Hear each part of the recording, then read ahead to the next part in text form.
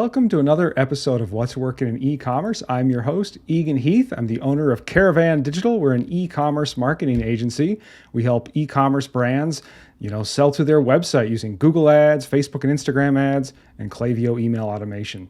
Today, I'm really excited because we have on Valentin Radu from Omnivconvert. Valentin, thank you for joining us. Hey everyone, and thanks for inviting me today, Egan. Yeah, tell us a little bit about your background and how you got into this. Yeah, ex-poor kids from Bucharest, Romania. I've tested a lot of things, had a lot of jobs, built 4 companies, failed with one of them, exit from 2, and nowadays I'm building Omnivconvert. I stumbled upon the e-commerce technology landscape, and I've understood the power of customer lifetime value optimization. Now we have a team of 53 people. We are helping e-commerce companies with our education, with our technology solution, and also with our managed services. We also train agencies towards how to help their customers to let's say retain more customers for their clients and to boost customer lifetime value. In a nutshell, that's who am I, and that's what we do. That's great. And I saw in some of your marketing materials, you guys talk about customer value optimization. You say that customer lifetime value should be an e-commerce brand's North Star. Why is that metric so important? Well, it's important in the first place, but now it's more important as the ROAS is going down. So after the cookie deprecation, iOS 15 updates, and all that dance that we're all aware of, ROAS is not as it used to be. And that means the game is changing, and that means the ads are more expensive, and it's too expensive to acquire customers that never come back. Meaning we need to leverage our existing customers and to make sure that we're monetizing and extracting most of the possible value from our existing customers. However, few are the companies that are monitoring and leveraging customer lifetime value properly. Okay. What are the mistakes you see people making where, as you say, they're not fully leveraging customer lifetime value? Well, the first mistake, again, is that you don't know your customers, and you don't know what you're selling. You don't know why customers are buying. And if you're in the game of a product which has habit forming, some kind of habit forming, you need to form that habit. So your purpose as a brand is to delight your customers so that they come back and buy again, and of course amplify you through in their social network. Another mistake, which is let's say the next one, is that not monitoring. You can't improve what you don't measure, right? So if you don't monitor customer lifetime value, you're doing it wrong, because you could afford to maybe pay more to acquire customers, but many brands are stubborn to let's say break even from the first purchase. But if, let's say, your purchase frequency is 2.3, that means every customer it's placing 2.3 orders on your store, meaning that you could be affording to acquire more customers and pay more, meaning you would be acquiring more market share, and that's how you would be able to unlock growth. So in a nutshell, these are some mistakes that the brands are doing on this front. Yeah, those are great examples. So the second one, the last one you mentioned, sounds like as you understand customer lifetime value, you better understand what your customer acquisition cost can be. How much can you afford to pay for a new customer? Because then over time we're going to make it back. And the other piece is personalization. On the personalization front, what should e-commerce brands know about their customers? Is it not enough to know their name and their email and the last product they bought? Yeah, I think that as customers don't care about who they are buying from, if it's the same product, let's say these AirPods, right? If it's the same product, I don't care from where am I buying, unless I have some emotional bond with with that store. So as the customers are doing that, we as let's say marketers, we should be understanding that what we need to extract and to leverage as personalization are things like zero party and first party data. So we need to understand what's the why behind the purchase. Yeah, what is the need? What kind of progress are the customers trying to make with that product? And nowadays, as we can find the same products on we have a lot of alternatives. Then what we need to do as marketers and e-commerce leaders is to wrap the product into a fantastic customer experience. So that's how it works. I see. Yeah. And you mentioned the zero party and, first party data. What else should go into that? Is that a question of surveys and learning more about our customers so we have more information about them? And what kind of info is that? So zero-party data again means that we collect intentionally shared data from the customers with our store. So let's say if we are buying pet food, we need to know that if the customers are owning a pet or a cat or a dog or a fish or I don't know, a parrot.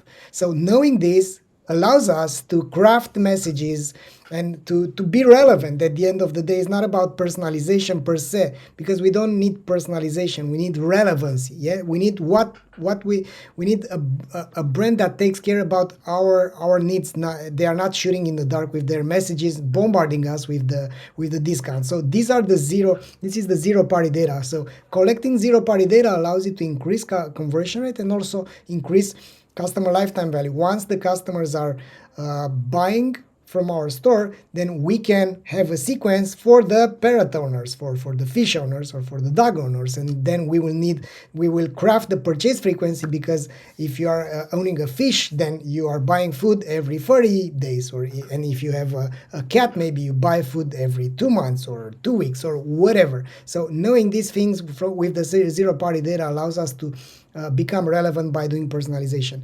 First party data means knowing what customers have bought from us, and meaning that this kind of data are things like RFM segmentation. So we can segment our customers according to how recently they've bought, how frequently they've bought, and what is their customer monetary value. Yeah, that's what RFM stands for. And you will have active customers and very valuable that are buying over and over again. You'll have new customers with a high potential. We call them new passions, right?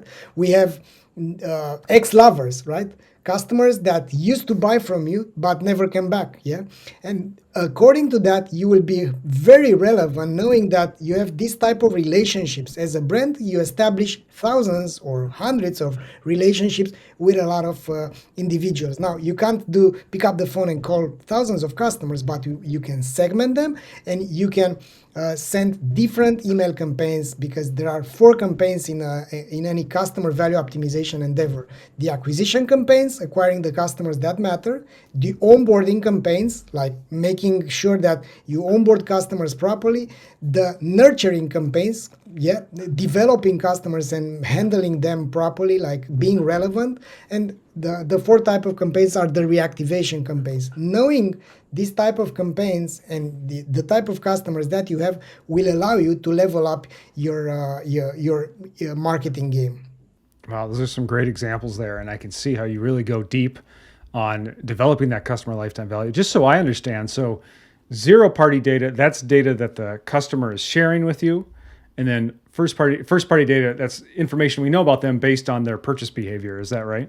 Exactly. Yeah, that's right. And those become more and more important as basically third party data through cookies. Is that we've kind of been cut off at the legs at that, and so now we need to go to these zero and first party data, right? Exactly. Yeah.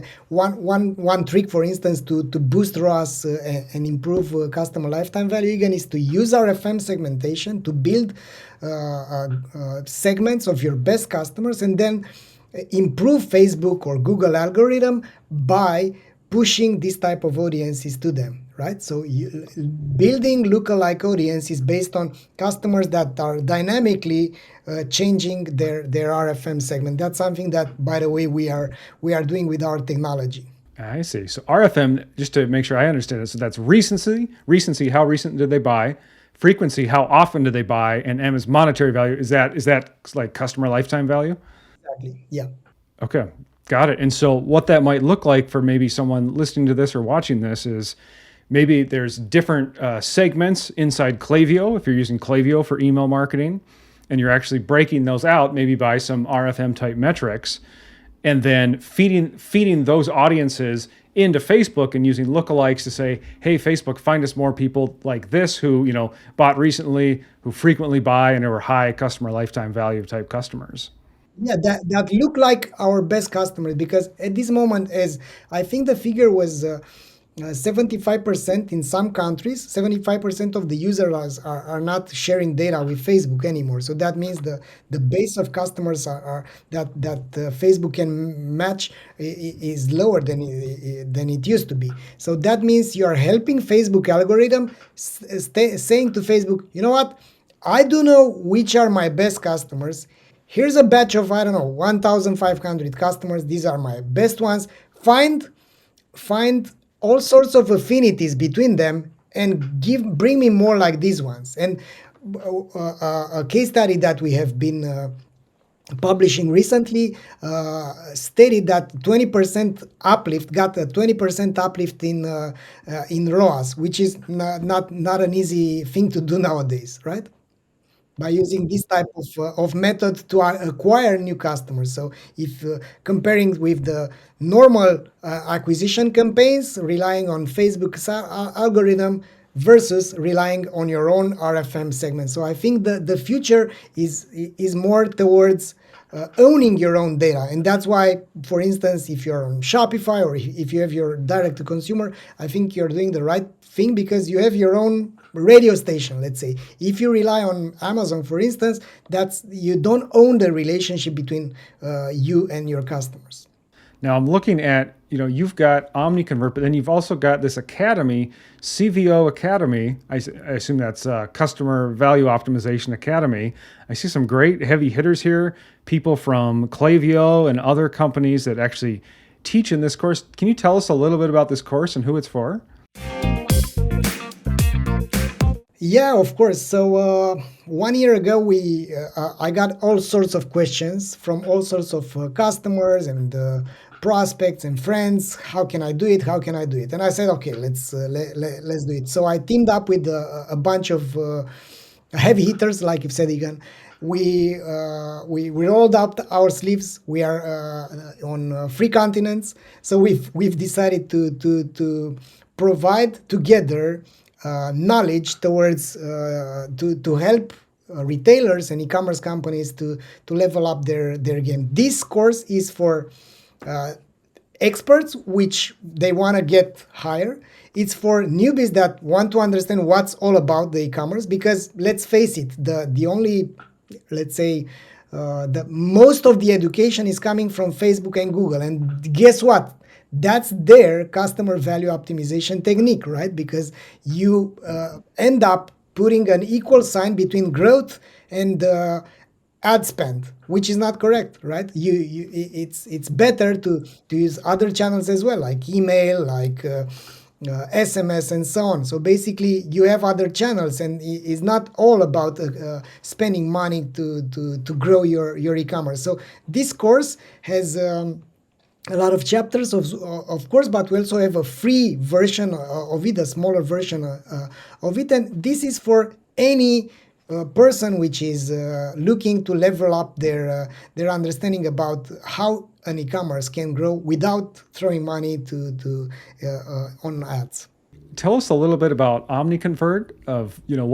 What does this tool do, and who should think about using it? Yeah, so we have two main solutions in Omniconvert. We've started initially as a CRO solution, right? Conversion rate optimization. So we have an A/B testing tool, a website personalization, overlays, and website surveys. As time went by, we realized that our customers are looking to optimize not only the website, but the entire lifespan of their customers. And that's when we've developed the Reveal, which is on Shopify as an app as well. We have a free trial, and it's also free to use for smaller companies, which are lower than 7-figure. And we Reveal, we help companies do RFM segmentation, build audiences, send them to Klaviyo, send them to Facebook and Google in pretty soon, and to understand who are their best customers so that they can make data-driven decisions. I think, in a nutshell, that's what we do, and thousands of e-commerce companies are using our technology.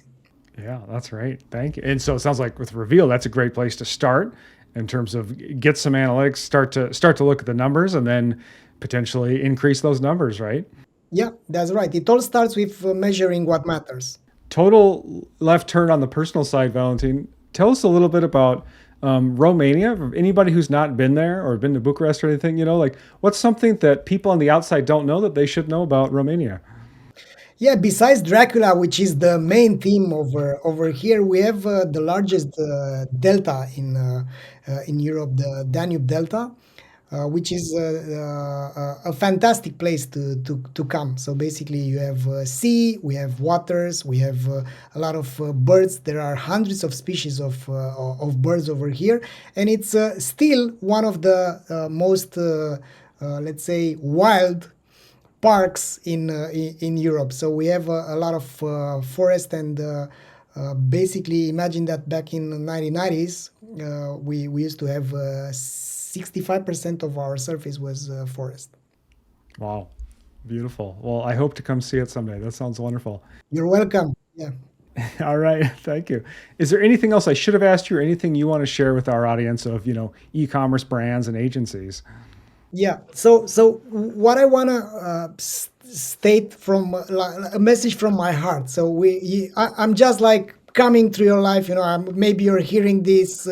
For you haven't listened to me in the first place. I'm a former e-commerce entrepreneur. I have wasted years and spent more than $1 million in Google Ads before looking at my customer data and understanding why the customers have bought.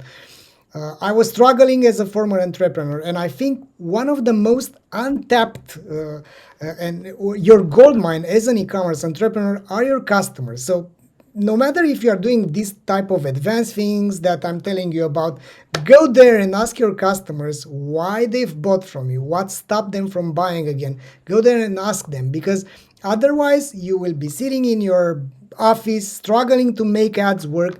But I think what they say, you can use, these are ads, if you get what they say about your brand, these are ads that you can be using. So I think we have to become customer centric, because the competition is so high that we can't afford to lose customers anymore. And that helped me, and that made a living for me in the last 15 years. It all started, if I look back, with a survey that I used on our website, and I've been shocked about these insights that I got from our visitors and customers. Oh, that's great. Can I ask you about that? Do you remember what you asked and what you learned from it?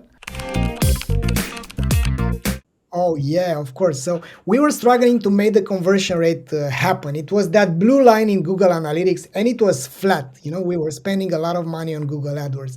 And what I said to our developers, there weren't any tools back in 2009. I mean, I got to the developers and I said, let's do like a pop-up and ask customers about why they are here, And we've started to do these radio buttons. It was a lot of work because it was all manual code, hard coding in the website. And we started to ask them, what stopped you from buying on our website today? And it was fantastic that 40% of the customers picked other reason than we've put over there, and that other reason was that I have a new that I can actually buy from you. We were selling MTPL, right? Car insurance. And people thought that we are simply comparing codes from different insurance companies, and they can't buy from us. Looking at our call to actions, we realized that, our site, our website has this bluish color, and our buttons are not standing out at all. So we've changed the fact, instead of say things like continue on the call to action, which is dumb, of course, but we are all making dumb mistakes, right? Instead of putting there continue on a bluish faded color, we've stated buy now, and we with a very strong blue color, and that made an uplift in our conversion rate. And then we made a lot of experiments. I ended up building this company around building tools and solutions and helping agencies, consultants, and e-commerce leaders to level up their e-commerce game. Thank you for sharing that aha moment. That's great. There's a couple things I want to call out there. One is in poll design. So one is make sure you're polling, visitors and customers, right? And two is if you only have radio buttons they can choose from, you may actually be missing the answer. So leave a free text or other option. Exactly. Yeah. So they can tell you what the problem is. Then also in your case, it sounded like we need to make that call to action button very clear. We need to make it clear that we're selling something. Exactly. Yeah. That's a great story. Well, Valentin, thank you so much for coming on. Again, who should check out CVO Academy and then Omnivconvert, and also where can we find you online? I'm on LinkedIn, so I'm a LinkedIn person. I have a newsletter over there every week. Actually, I've just sent the last newsletter right now. You can find me on LinkedIn, omniconvert.com for our tools. You can check out our Shopify app. You will get also some great onboarding and concierge onboarding from our team. You will learn a lot about your business once you start to use our tools. Valentin, thank you for coming on to share what's working in e-commerce. Thanks as well for inviting me, and all the best from Bucharest to everyone.